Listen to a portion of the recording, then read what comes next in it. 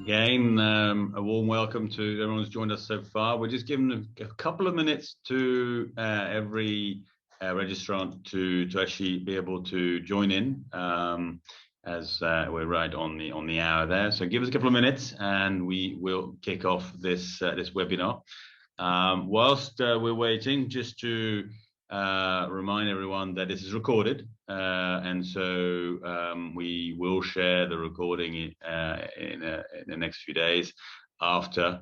For those who have registered and for some unforeseeable reason are unable to join us in person, but of course it's always best to be live, simply because it gives you a chance to ask questions. Good segue to questions. We obviously welcome questions. It's a lot more fun to have questions than just to go through our brief as it's set. To do so, please use the Q&A function at the bottom of your screen. There's a button there marked Q&A. It helps us understand what's a question versus a comment. So we do recommend not using the chat function, but using the Q&A function. It also helps us be able to figure out which ones you've answered and not answered. And also, I think it also allows you to vote up or down questions that you would really like to have an answer to. So please use that function. So the number of attendees is slowly growing, so we'll slowly start as well. So again, a big good morning to everyone joining us from Europe. It's unlikely that anyone would be here from the US live, at least. And good afternoon, good evening to everyone in the Middle East and Asia Pac region, where we have certainly a good following of digital health decision makers who are keen to understand the trends in Europe. This is our annual review of digital health key trends, and we have published reports that capture the data, the unmatched data that we have, and obviously distill that into key insights and key trends. And this is a webinar focused on Western Europe, more importantly, the key ecosystems of Western Europe that are driving the digital health ecosystem, and particularly the agenda. For example, France and Germany were key players in the digital health, Western Europe digital health ecosystem. The briefing this morning is based on our comprehensive report, which you'll find available complimentary on our research page. You can view it online, or you can download it, or you can do both. Please feel free to do so. And it sits alongside the other three reports that we publish alongside Europe, which are North America, focused on Canada, US, and Mexico. And the briefing for that was on last Tuesday. The Middle East, which includes Israel, and Asia Pacific, which the briefing for which took place last week. So again, please feel free to take time to download those reports or view them online. And just revert back to us if you've got any questions or recommendations on how we can continue improving these reports. These reports are designed to specifically be non-biased, non-hype, and certainly not seeking any sensational headlines. We're really around digging into what is truly happening in digital health, and in accordance with our definition of digital health, which is a very rigorous taxonomy, which again you'll find in the reports, and gives you a very strong idea of how we look at digital health, and therefore how we distinguish digital health from, for example, medical devices and other verticals which are not digital health, and therefore have a habit of coloring some of the interpretations of how that ecosystem performs. It also sits alongside the other thematics you'll see on our research page. During the course of 21, we reported on a number of thematics that are driving our clients' thinking and our clients' decisions. For example, remote patient monitoring, oncology, mental health, and we also look at the industry as a whole. So you'll also find a report published last November, where we looked at the pharmaceutical industry and what were their activities in digital health. So please feel free to look at those. Again, all of those are complementary, and they're really there to help every decision maker in digital health, be it an investor, be it a corporate leader, or be it a CXO in a digital health venture, to make the right winning decisions as they're looking at the truth of what's happening in the digital health space. So my name is Julian Salaberry. I'm the CEO and the founder of Galen Growth, and Galen Growth is the world's leading digital health private market data analytics and intelligence firm, and we work with large corporations in many verticals as well as investors and other players in the space.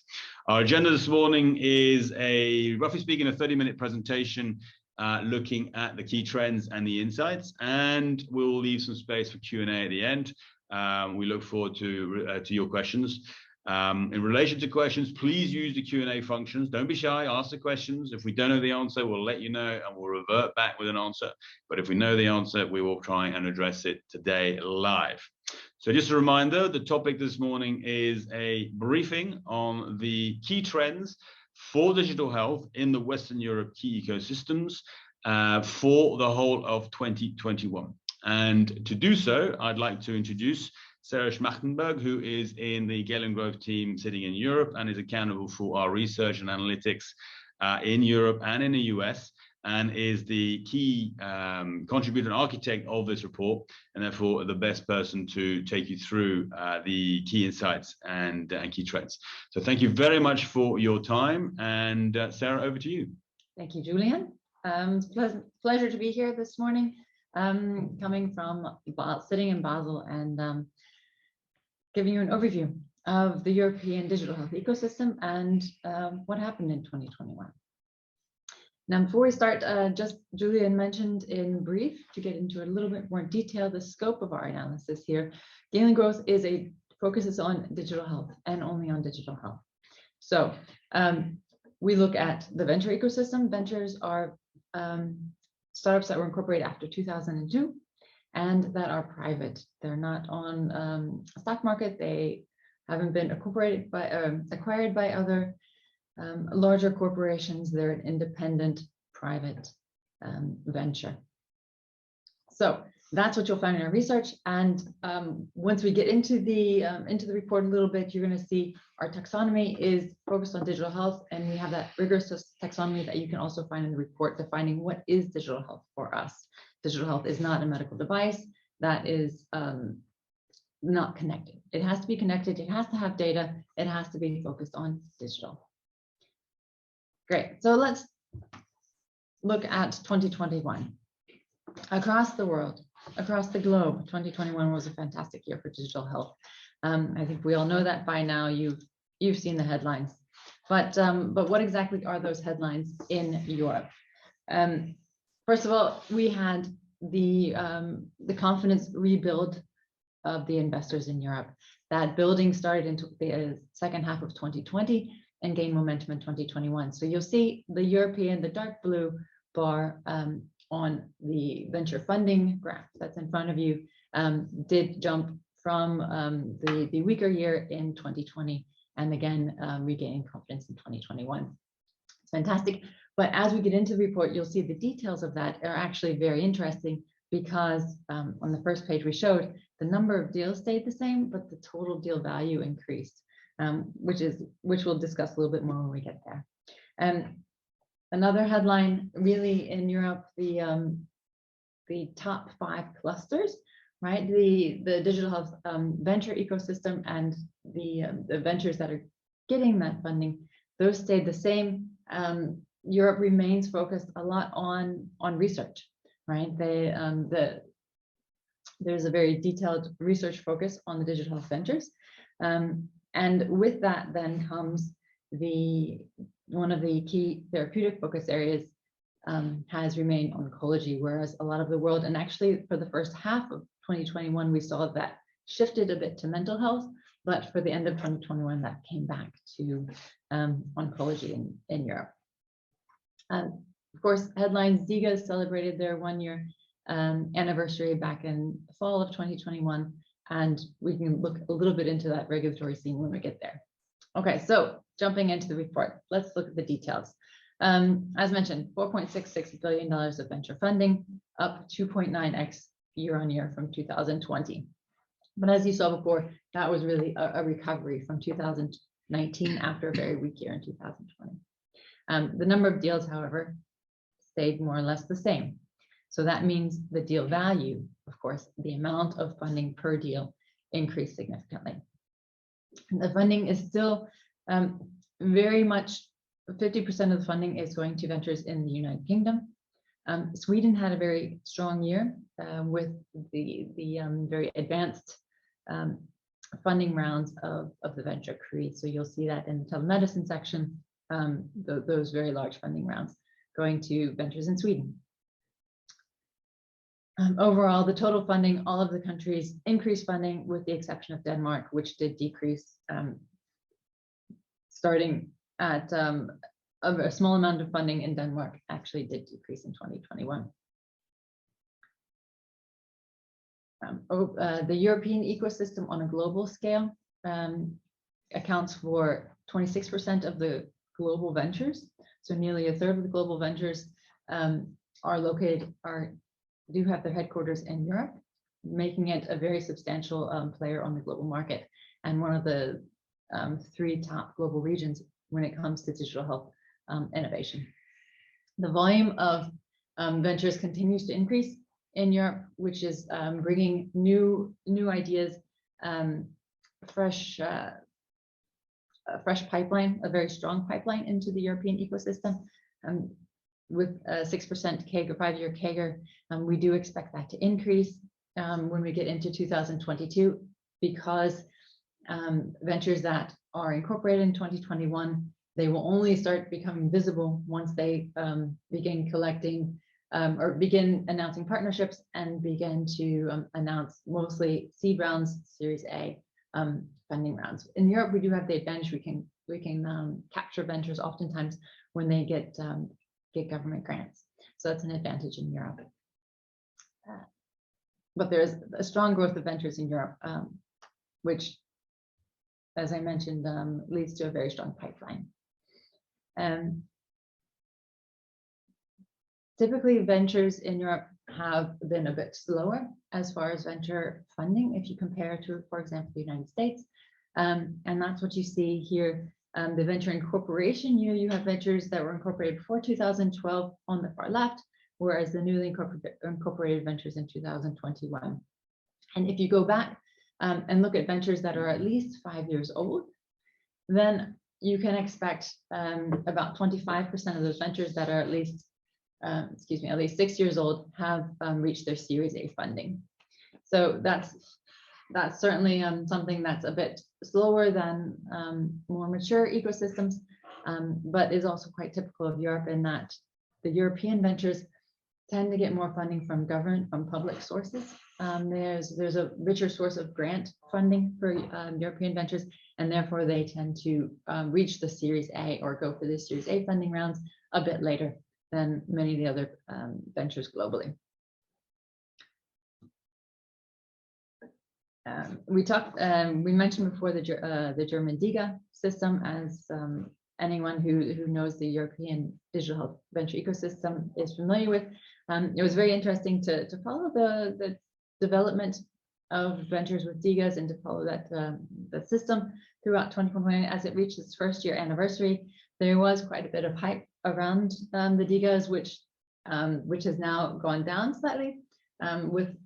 And it's very interesting. We will continue to follow and analyze a bit how the DIGAs, as the prescription and as people have these prescriptions for the DIGAs, whether or not they follow, what the adherence is to those DIGAs, and whether or not that program is successful, because it's already being copied by other European countries. So it's very important to understand whether or not that's working and how that can fuel then growth within the digital therapeutics area in Europe. Europe is very strong in regulatory approvals. It took second place, just closely behind North America, as far as the number of regulatory approvals that digital health ventures received in 2021. Europe, total of 96 ventures received 211 regulatory approvals. And those are regulatory approvals globally, right? The 96 ventures are all located in Europe, and the approvals then were received either in the US, in Europe, or in one of the Asian regulatory bodies. And the ecosystem, or the ventures receiving those regulatory approvals, 55% of them were in the medical diagnostics field, which makes sense. 18% is is patient solutions, and that's then really the digital therapeutics and disease management solutions is taking then second place. Europe also had a strong year in developing partnerships, although the number of partnerships developed with European ventures or announced with European ventures is significantly behind those of North America. As you see, North America has over 1,000 partnerships announced in 2021. Asia Pacific has almost half of that with 531. Europe takes a very strong third place with 148 partnerships announced in 2021. And those are partnerships between digital health ventures, and it could be a corporate, perhaps a government body or an institution, hospitals, universities, any sort of partnerships that that has been announced publicly. As partnerships, 17% of the partnerships were with ventures that focused on research solutions, 13% medical diagnostics, and then actually the second, third, fourth place were tied with medical diagnostics, health management solutions, and patient solutions. And again, if these clusters that we're talking about, there is a key to understand the clusters in our research report. So make sure you take a look at that so you understand then what's in the different clusters. And so when the large funding events is kind of the big headlines, one of the big headlines for Europe in 2021. And that is the mega deals. Any deal that is greater than 100 million is considered a mega deal.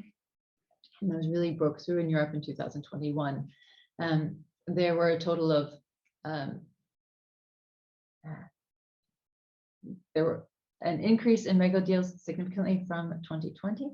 And in fact, deals that were over 100 million, those actually comprise 42% of the total deal value for 2021. So there's a significant increase in mega deals is also fueling, right, the increase in funding value for the year. And what does that mean, really?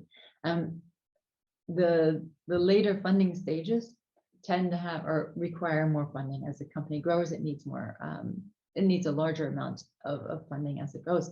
And so that means many of the ventures in Europe are maturing, right? You do have ventures that previously, in the previous years, were receiving their Series B funding. Now they're getting to Series C and beyond funding rounds. And that's just a natural maturing of those ventures.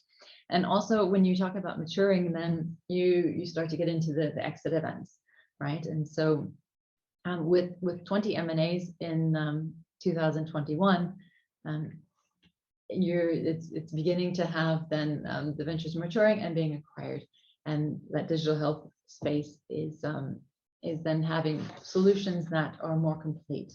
It's something we see perhaps as North America is a bit more mature in the venture ecosystem. You really see the more mature ventures actually acquiring younger ventures in order to have a more complete portfolio, more complete solution to go to the market, right?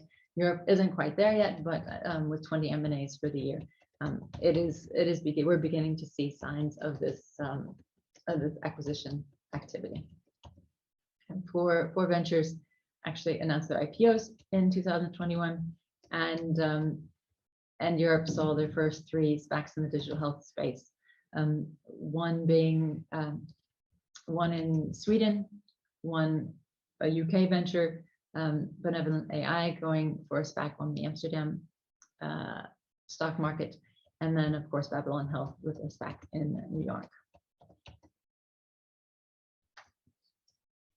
And as those ventures go public, we do follow them in scaling growth to understand what is their performance on the market.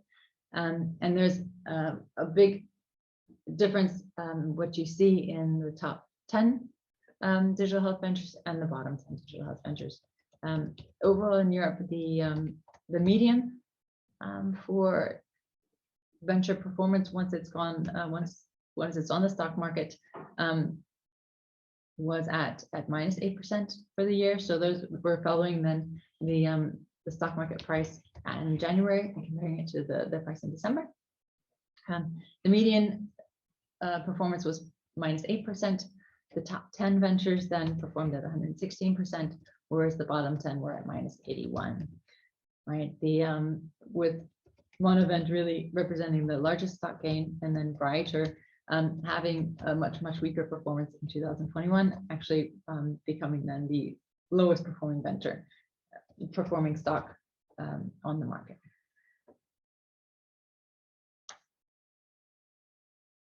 So a bit of a look into the ecosystem and where what the ventures are doing.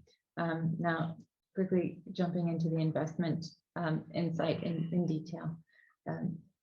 You know that already, that it was an exceptional year. Quarterly analysis is here. While European venture ecosystem makes up about 30% of the digital health volume, so 30% of the ventures globally are located in Europe, only about 10% of the global venture funding value is going to digital health ventures in Europe. So Europe is still receiving proportionally a lower percentage of the digital health funding value. And as I mentioned before, what was very interesting in 2021 was the blue bubbles here, and those are the number of deals. On a quarterly basis, you see it's relatively flat from the beginning of 2020 through 2021, whereas the deal value increased significantly. And so that's where then the solid line here is the average deal value. So how much money is being given in one particular deal. That average then reached 15 million for the year in the fourth quarter, right? And that increase in average deal value is really being moved by the mega deals that we saw earlier. So that's good news for European ventures, in that the average deal value is going up significantly in Europe. By country, then there's a much clearer picture of which countries are more advanced, which countries have a more mature digital ecosystem. To the far left, United Kingdom, France, Sweden, and Germany, they all have Series D and beyond funding rounds, which are ventures that have then reached those funding rounds and are a bit more mature. This is looking at value share by country, so actually the proportion of venture funding that was deployed in those deals. In the middle, you have Switzerland and Finland with ventures reaching their Series C, and Spain, Denmark, and Portugal at the end with lower series funding rounds. It gives this spread of where the different countries are and how mature the ventures are in those different countries.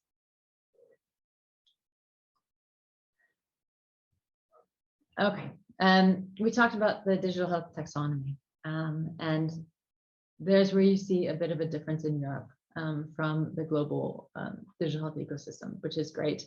The clusters that we're going to talk about are in the colored boxes here.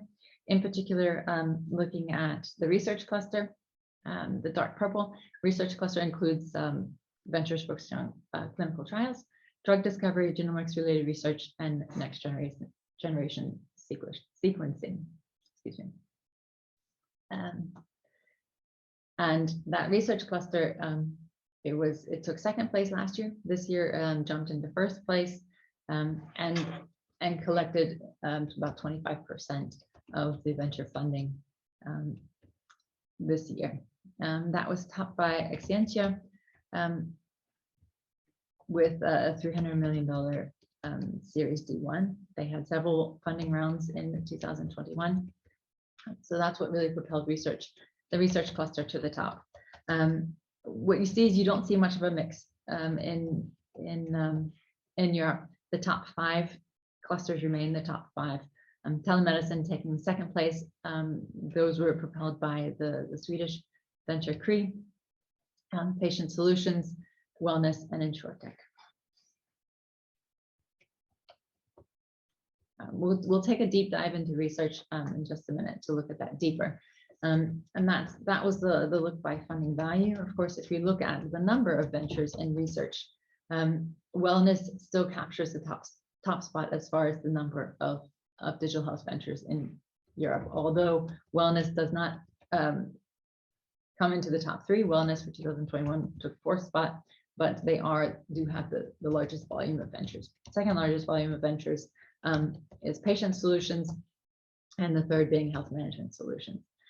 Patient solutions includes digital therapeutics and disease management, and the on-demand diagnostic tests.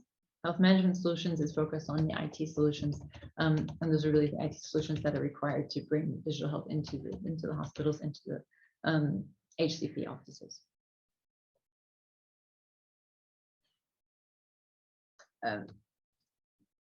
Jumping from clusters into therapeutic areas, Galen Growth, we have the advantage because we focus on digital health. We can easily dig deeper and understand what the venture is doing, even as far as key therapeutic areas.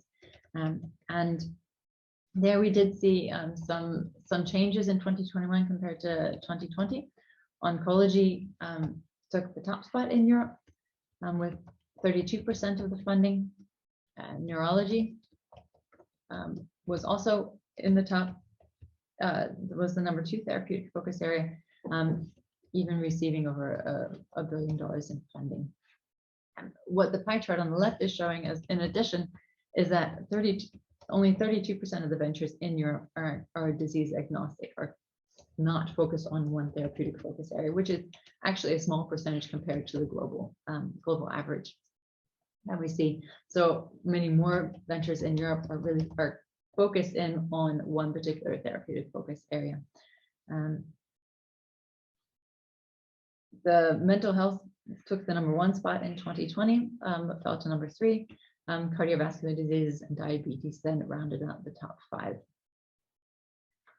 And on this slide, then you see, okay, how these different therapeutic focus areas have performed over the past 5 years, and what has been the focus actually. Oncology is very typical for being in the top 5 because of its very strong research focus, and therefore those research applications require funding for clinical trials and much more cost-intensive funding. So now we reach the deep dive section, and we're going to do something different this year. We at Galen Growth, we launched our healthtechalpha.com public platform in September. So any of you can go to that platform and sign up for a free account and get begin to see some of the insights, some of the deep insights that we offer. So I'm going to stop my share, and I'm going to share Health Tech Alpha, and we're going to look at the deep dive into oncology and into research through the Health Tech Alpha platform. And Julian's going to tell me when it's up on the screen. We're good? All right. We're good. Fantastic. So in the Health Tech Alpha platform, any type of information you can possibly wish for, but we have a workspaces feature which gives you exactly those deep dives that we show in our research reports.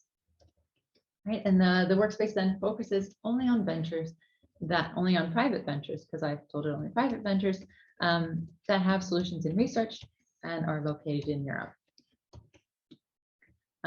And just to take you to something that you're familiar with, then the charts that we show in our research reports are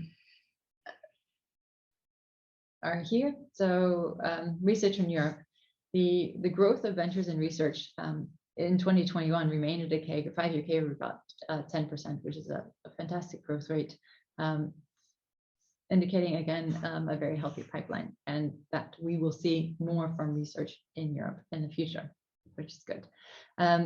Therapeutic focus area, 30% of those ventures are disease agnostic, so they're providing some sort of research platform that is not focused on a single disease area, and then almost 13% of the ventures are focused on oncology, which then matches the high amount of funding we saw both in the top therapeutic focus area and in the top cluster.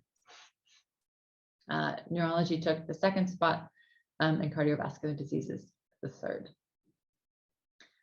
Most of these ventures, 90 ventures are have about 11 to 50 employees, which is then a stage where they are growing. past the stage of being a couple of people with an idea and are really developing then their solution.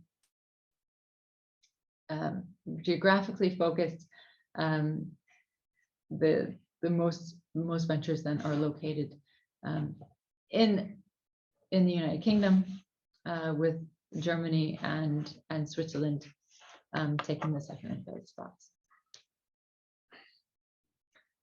Now,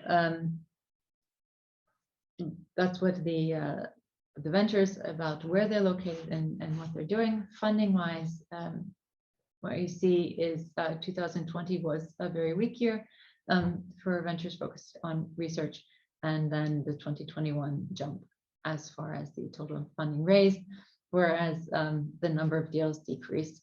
So that's we saw the Excentia, the very strong Series C funding rounds that really propelled the funding value in research, right? Although there are 50% of the ventures still are raising early stage funding rounds. So the Series D is still only about 10% of the funding volume, if we look at the number of deals happening. Venture workspace maturity, scaling growth. We have proprietary analytics. So for our users to help understand the venture and how the venture is performing with regards to the venture maturity, their momentum, innovation, how they stand in the market, and their financial performance. So within the research section, we would see that the venture maturity is strong, and the innovation is as well very strong for the research cluster. Okay, second deep dive that we want to do is if we go back to our workspaces and dive into the oncology space. I can show you the other few features that are really valuable in our workspaces, where we can deep dive into the space of oncology in Europe, and that is looking at the partnerships for those particular ventures, or for that particular space. The partnerships looking at oncology in Europe, about 10% of the partnerships were developed between digital health ventures and pharma or biotech companies, which for oncology is a bit to be expected. Sorry, that's not actually the highest. The highest percentage are between ventures and institutes or academia. With medical devices, tech companies and insurance companies also performing quite well. The 10 most active companies as far as partnering with digital health ventures in the oncology space are Pfizer, Roche, Boehringer Ingelheim, and GSK. So we see then that representation of the pharma biotech companies. And through our workspaces, you can see exactly who are they partnering with, how many partnerships are in that area. In addition, you can look at investors, right? Who are the top investors in oncology research in Europe? Very typical of Europe, you see the public or governmental investors with EU Horizons taking the top spot with 15 investments, and BPI France, seven investments. Okay, within the workspaces feature in Health Tech Alpha, then you have a fantastic opportunity to not only look at the trends, look at the companies, investors, partnerships, but then quickly get the collection of news articles that focus in your area of interest in the past several months. So with that run through Europe and then looking at understanding what's been going on in Europe, Julian, I think I've gone through the basic parts of the report. I encourage you all to look in detail in the report, download it. You'll probably have at this point, and then you can get the further details that we skipped over due to time restrictions. Thanks, Sarah. I mean, obviously, it's very hard to do justice to 60+ pages of pure data, key insights on the Western European key ecosystems. We had an interesting question earlier on from one of our participants around where's Italy? Just to give everybody, I guess, a warm, cuddly feeling on this. Listen, Italy was not included in our report this time around, largely because it is not one of the more vibrant ecosystems. So I would not categorize as a key ecosystem in Western Europe. It's active, and so we track it. And so I would recommend those of you who are specifically interested in Italy to create your own free account on HealthTech Alpha and have a look at some of the ventures that we have got in HealthTech Alpha and that we are tracking. And I sincerely hope that during the course of 22, we see the level of activity in Italy grow to the point where we include Italy in our Western Europe key ecosystems analysis. But it's not forgotten. We're all keen fans of Italy, so we keep a close eye on it. Certainly keen to address some more questions as they come in. Just do a quick recap though, Sarah.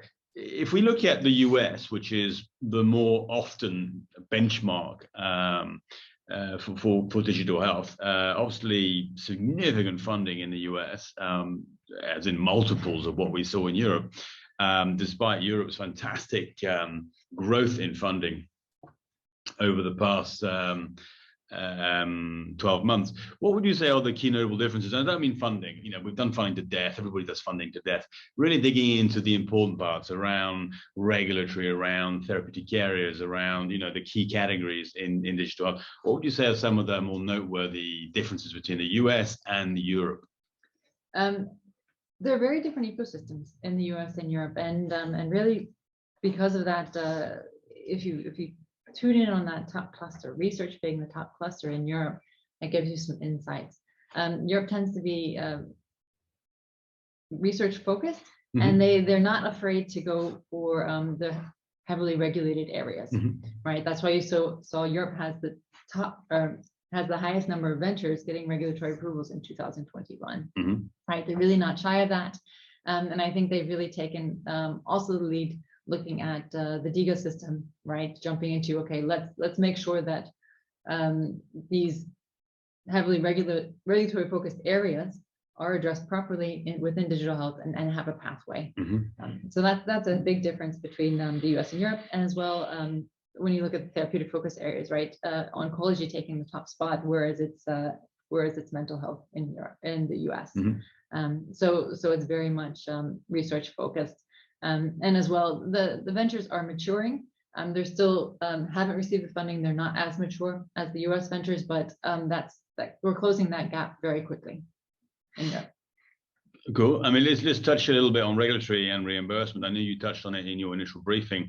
What would be some of the key highlights? And we're certainly during COVID, we saw a definitive change in mindset by health systems regarding digital health. Now, initially, I was a bit skeptical because I saw a lot of changes that seemed to be very related to, oh shit, how do we fix something that's not working? So telehealth suddenly got very trendy, and of course, script fulfillment, etc.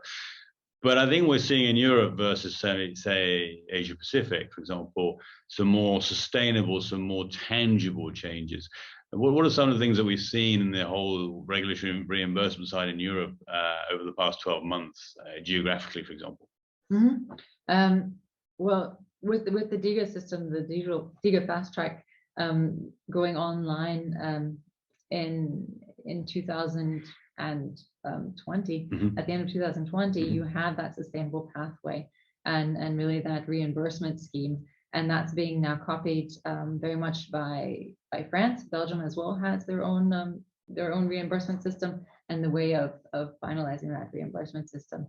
Telemedicine is strong in Europe, and as well at-home monitoring systems. Here in Switzerland, you can get at-home monitoring systems through your insurance company, for example. So we've really seen Europe taking a lead in making sure that from the regulatory side, and there is a pathway, and there's a well documented. This isn't growing wildly. You can say it's really growing in a regulated way, which is fantastic. Yeah, I mean, it's certainly good to see France making it very clear that they wanted to emulate what was happening in Germany. And I know that we look at France very closely as far as digital health ecosystem is concerned, because the level of sophistication of some of the innovation coming out of France is quite impressive, and certainly has been so over the last couple of years. So certainly keep watching that one very closely as a Galen growth team. Of course, Scotland was a DTX reimbursement mechanism as well as in place. So it's good to see that trend bubbling through. Mm-hmm. Talking of DTX, most people probably haven't missed the Achilles news of the day before yesterday, where Eddie announced in big noise the 1 billion SPAC. Now, so 22 is obviously starting as strong as 21 ended, which is exciting news. So a couple of questions, I guess, for you. SPACs. US phenomena, really. We've had, well into the double digits of SPACs in digital health last year. What's a SPAC world look like in Europe? It's following close behind. We had the 3 SPACs in 2021 in Europe, and it's a vehicle, right, for companies to go public. For sure, and as the ventures mature in Europe, they will as well be looking to go public. With the one venture on the Swedish ecosystem in the Nordics, you tend to have companies go public a bit earlier, so that wasn't a terrible surprise. But seeing the companies go public, the British companies go public in New York, jumping over into getting the US financing, is certainly a big step for Babylon Health, and then Benevolent AI on the Amsterdam market. So it's definitely something that's coming through in Europe, and I think it'll follow the trends really of the US. In that, will the SPACs continue? I think that's something financially that people say, I don't know if it's a sustainable trend or not. As interest rates rise again and investors find other sources of making money, perhaps the SPACs will then cool off again in the next year or two. Yeah, interesting to see that. Obviously, Babylon is the UK one that went off to the US, but good to see that some of these SPACs have actually, for European ventures, actually occurred in Europe. But yes, the regulatory environment on SPACs is still, in my view, certainly it's still a bit uncertain. I mean, we saw that, I guess, the SEC coming in like a ton of bricks last April, and I think a lot of SPACs got whiplash. I think it took a while to bring them back online, but certainly, as I said, January 22 starts strong with Achilles' announcement a couple of days ago. If we look at 21 in Europe, it's an impressive number in total funding. Without really looking at funding, to be honest, but looking at 22 nevertheless, what do we see some of the other trends to be that will continue to drive, in our opinion, the deal activity and therefore scaling of digital health in Europe? Yeah, I think it's important not to forget the growth of the telemedicine ventures in Sweden, right? And as well as we touched on, COVID, the global pandemic drove a lot of the growth. Really sparked telemedicine and the at-home monitoring. And in addition, everyone's now used to putting a swab up your nose, right, and testing yourself if you have COVID-19. It's something that we didn't do before, and now people are starting to realize, okay, this testing I can do at home, and we really do expect to see the at-home testing and the point of care diagnostics, in vitro diagnostics, growing in interest, right? It's still nascent. You still only have a handful of companies doing that, but having a little terminal where you can put your sample at home, have that go directly to your doctor, that will grow. We do expect that to grow in 2022. Yeah, I mean, it's also interesting to see the two phenomena, I guess. One is the corporations and PE firms looking at taking some of these interesting digital ventures, I guess, off the market, so to speak, through, I guess, more M&A type activity, and we'll come back to that in a minute. But also what we're describing in Galen Growth, or affectionately calling it Galen Growth, the more the breakaway digital health venture, the one that has that sufficient critical mass and funding to start making decisions that relate to their own capability. Because after all, digital health is quite a cottage industry, really. I mean, we've got thousands of ventures that are all innovating away. Some of them are kind of innovating not too far away from where someone else has innovated in terms of key focus area, and therefore we should see some consolidation there. And Dr. Lib in France, for example, acquired a platform, similar platform in Italy, talking of Italy again, in order to start spreading its wings and be able to deliver that more telehealth triage type capability across Europe, and therefore see more economies of scale. Just looking at corporate trends, because of course, if we look at the key drivers of scaling in digital health, particularly in Europe, corporate partnerships is an important way to look at it. I think we touched on corporate partnerships, we definitely do in the report as a whole. I'm not sure, I can't recall whether we looked at it today, but I would certainly recommend everyone looking at the report to look at the noteworthy partnerships that we've listed. But looking at corporate trends, be good to get your point of view there, but I mean, we're seeing growing appetite from medical device companies in the last few months. So certainly, I think the larger ones are waking up is a strong word, but certainly getting much more active into digital health and then the role it's going to play in their engagement with hospitals as well as their engagement with patients. Pharmacos, very few of them are in fact really active in digital health. If we look at it, the analysis that we did earlier this year essentially revealed that 25 or so global pharmacos have got portfolios that are greater than about 5 startups. The rest are still experimenting or really not taking it seriously yet. So presumably we should see a lot more activity from pharmacos in digital health as they see the whole health system become digital. So let's see from that perspective. So if we dig into those two, I mean, insurance, of course, as well. What are some of the key sort of hot areas that we're seeing industry, I guess, wanting to drill into in 22 based on the work we're doing as well as in conversations we have with these stakeholders? Right, like you mentioned, we do have some corporate clients and are in touch with a lot of these big corporations. For sure, you mentioned the medical device companies. Medical device companies, I think, are slowly coming around to say, hey, our software developers can't do this connectivity, can't do the apps themselves. Let's go ahead and do the partnering, and jump into getting our devices truly connected to and having valuable services for our patients. So that's something that's coming around, and I think that's driven a lot by they're seeing the activity, the M&As. It's becoming easier to partner with the digital health ventures, and they're starting to do those partnerships in order to gain the capabilities really of getting their devices online. The pharma companies and biotech companies are really beginning to build out their portfolios. Right, we saw a maturity of the partnerships.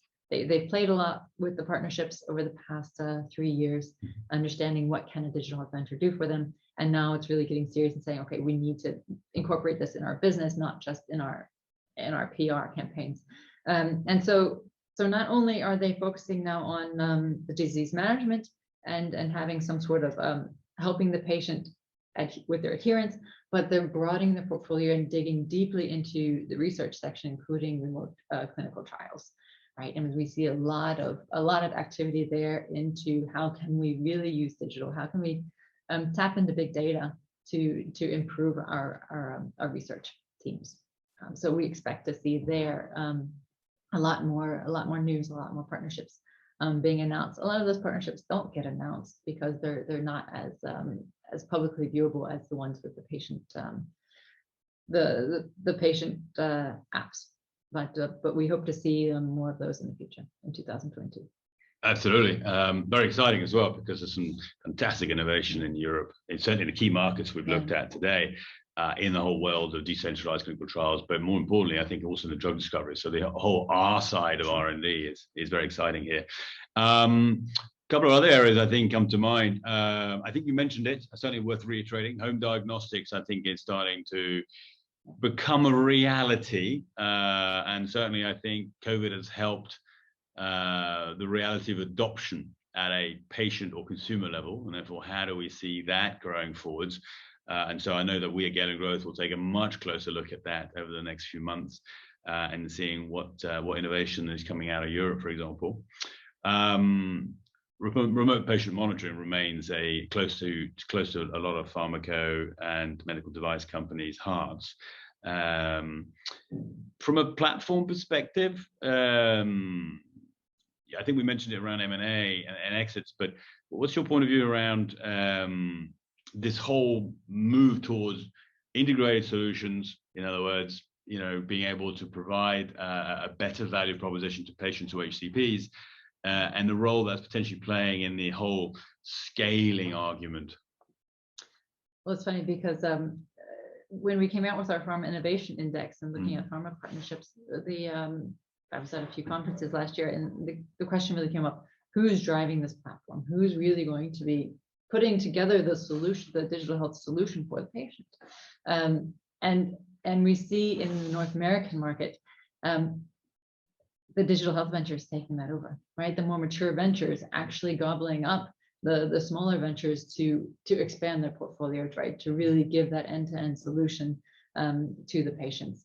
And so an interesting trend for sure. And in Europe, might run a little differently with the more heavily research focus in Europe, but as well as those ventures continue to mature and get big enough where they can then start the M&A activity, then that'll be interesting to see which ventures really push ahead with the platform solutions versus having the pharma companies try and, or medtech as it might be, try to put those together. Thanks, Sarah. I think we are slowly running out of time, certainly over the 45 minutes that we scheduled for. So thank you very much for your time, Sarah. Thanks for your insights. As I said, it's hard to really give justice to all of that research in 45 minutes, and of course to be relevant to everyone on this call. So we heartily recommend that you download your copies, complimentary, and cruise through it. Feel free to reach out with any questions you may have. And of course, if you haven't already, you should go ahead over to HealthTech Alpha, create your own account, and start browsing to, I guess, get your own insights as you look at them, rather than the way in which we've looked at them through the report. So this is the last of our webinars in relation to these reports. The next time we'll do these will be in July, as we look at the half-year position for digital health for these key ecosystems. And we will be adding Latin America to our list of key regional ecosystems, because we are seeing a great deal of activity in LATAM over the past 12 months, and a great deal of interest from investors as well as corporations. In fact, I was talking to one well-established VC in the US earlier this week, who described LATAM as being the new Asia. Whether that's correct or not, but certainly that seemed to be the way they're looking at that one. So thank you very much, everyone, for your time. Thanks for your questions. It's been really enjoyable to be able to look at the data and discuss some of the key trends for 22. Let's see how many of them actually do come to fruition. But I think based on what I'm seeing so far at Galen Growth, 22 will be as exciting and as vibrant as 21, if not more so. So thanks very much. Have a great day, and speak to you. You'll hear from us soon with our thematic research throughout the course of the year. Goodbye, and thank you.